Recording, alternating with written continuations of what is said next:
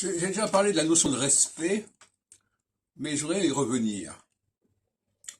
D'abord, petite parenthèse linguistique, vous remarquerez que quand on dit respect, qui s'écrit R-E-S-P-E-C-T, on entend que respect, on n'entend pas les dernières lettres, on n'entend pas le CT.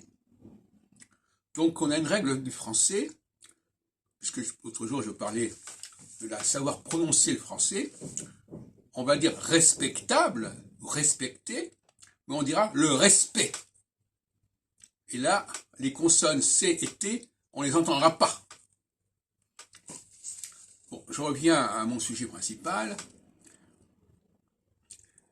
Respecter, je disais l'autre jour qu'il fallait se référer à l'un des 10 commandements.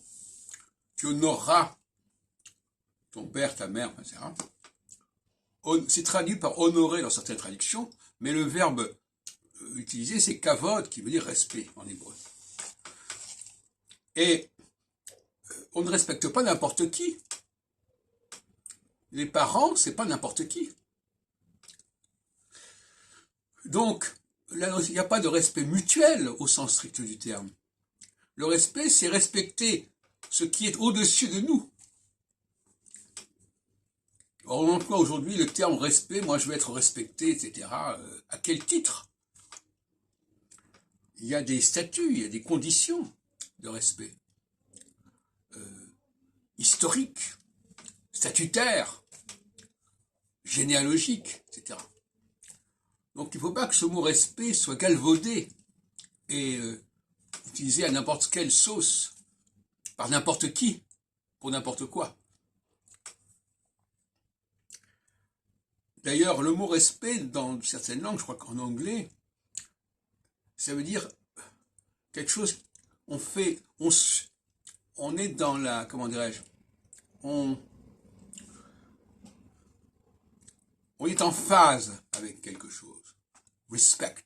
Le respect, c'est aussi ça. Ça vient d'ailleurs du mot spectre, qui veut dire spectrum, bon. Comme aspect, par exemple. Ou prospect, prospective, perspective.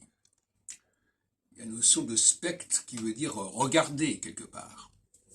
Donc, respecter, c'est regarder ce qui se passe autour de soi et tenir compte de à qui on a affaire.